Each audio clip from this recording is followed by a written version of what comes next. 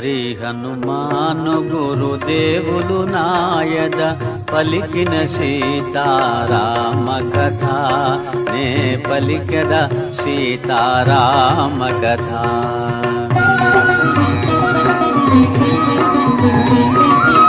శ్రీ హనుమంతుడు అంజనీసుతుడు అతి బలవంతుడు రామభక్తుడు, లంకకు పోయి రాగల ధీరుడు మహిమోపేతుడు శత్రుకర్షణుడు, జాంబవదాది వీరులందరును ప్రేరేపింపగా సమ్మతించెను. లంకేశ్వరుడు అపహరించిన జానకీ మాత జాడ తెలిసి కొన్నా. తన తండ్రి అయిన వాయుదేవునకు సూర్యచంద్ర బ్రహ్మాది దేవులకు వానరేంద్రుడు మహేంద్రగిరిపై వందనములిడే పూర్వాభిముఖుడై రామనామమున పరవశుడయ్యే రోమ రోమమున పులకితుడయ్యే కాయము పెంచే కుప్పిల్చి ఎగసే దక్షిణ దిశగా లంక చేరగా.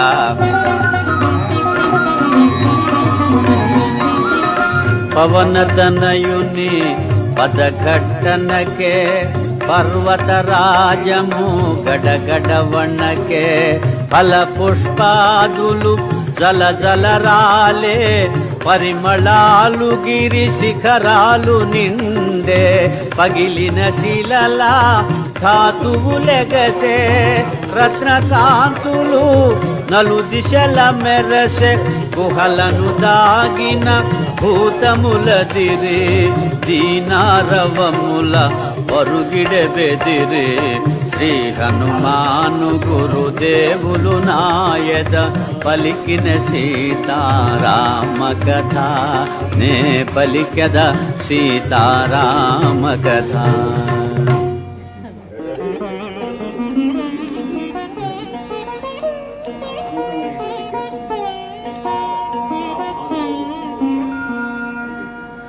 రఘుకులోత్తముని రామచంద్రుని పురుషోత్తముని పావన చరితుని నమ్మిన బంటుని అనిలాత్మజుని శ్రీ హనుమంతుని స్వాగతమిమ్మని నీకడ కొంత విశ్రాంతి తీసుకొని పూజలందుకొని పోవచ్చునని సగర ప్రవర్తితుడు సాగరుడెంతో ముదమున పలికే మైనాకునితో.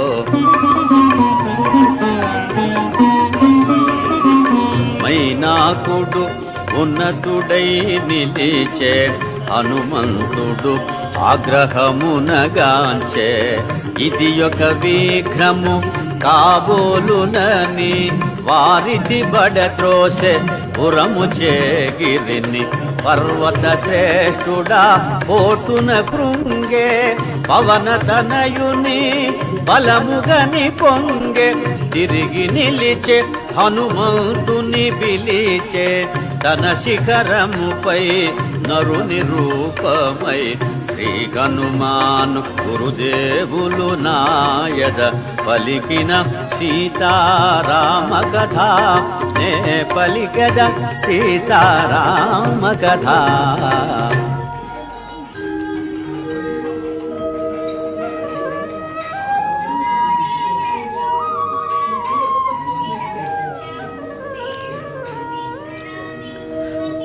వానరోత్తమా ఒకసారి నిలుమా నా శిఖరాల శ్రమ తీర్చుకొనుమా కందమూలములు ఫలములు తినుమా నా పూజలు గొని మన్ననలందుమా శతయోజనముల పరిమితము గల జలనిధి నవలీల దాటిపోగల నీదు మైత్రికడు ప్రాప్యము నాకు, నీదు తండ్రి కడు పూజ్యుడు నాకు.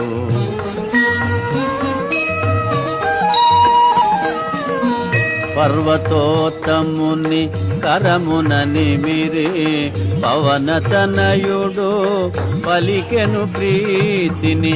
ఓ గిరీంద్రమా సంతసించితిని, నీ సత్కారము ప్రీతినందితిని. రామకార్యమై ఏగుచుంటిని, సాధించు వరకు ఆగనంటిని. నే పోవలే క్షణమెంతో విలువలే, నీ దీవెనలే నాకు బలములే. శ్రీ హనుమాను గురుదేవులు నాయద పలికిన సీతారామ కథ, నే పలికెద సీతారామ కథ.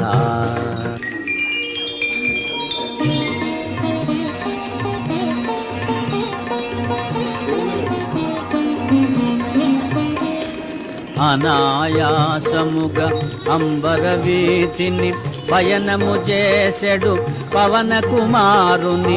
ఇంద్రాదులు మహర్షులు సిద్ధులు పులకాంకితులై ప్రస్తుతించిరి.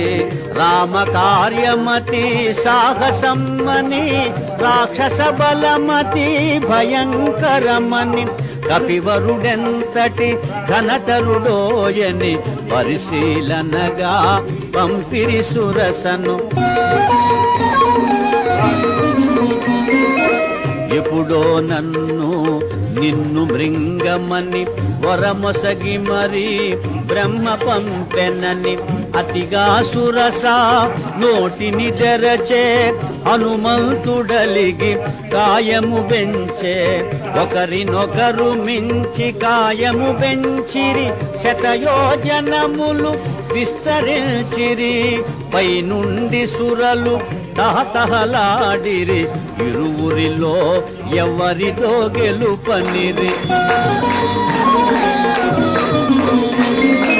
సురసముఖము విశాలమౌటగని, సూక్ష్మ బుద్ధి కొని సమయమిదేనని, క్షణములోన అంగుష్టమాత్రుడై ముఖము చోచి వెలివచ్చే విజయుడై. పవన కుమారుని సాహసముగని దీవించే సురస నిజ రూపముగొని, నిరాలంబ నీలాంబరముగనుచు మారుతి సాగెను వేగము పెంచుచు. జలనిధి తేలే మారుతి ఛాయను, రాక్షసి సింహిక అట్టె గ్రహించెను. గుహను బోలు తన నోటిని తెరచెను, కపివరుని గుంజి మృంగజూచెను. అంతట మారుతి సూక్ష్మ రూపమున సింహిక ముఖమును చొచ్చి చీల్చెను. సింహిక హృదయము చీలికలాయను, సాగరమున బడి అసువులు బాసెను. వారిధి దాటెను వాయుకుమారుడు, లంక చేరెను కార్యశూరుడు.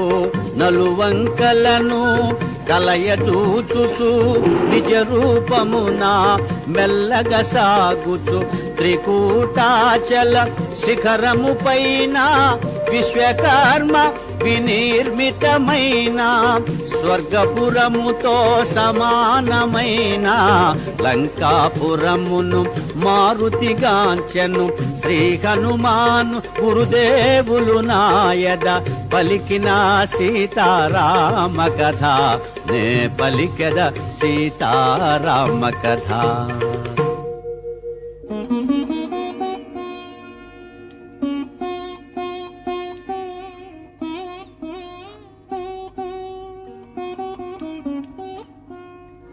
అనిల కుమారుడా రాత్రి వేళను సూక్ష్మరూపుడై బయలుదేరెను.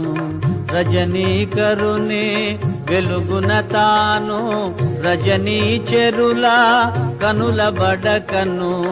పిల్లివలె పొంచి మెల్లగా సాగెను, ఉత్తర ప్రాకార ద్వారము చేరెను, లంకారా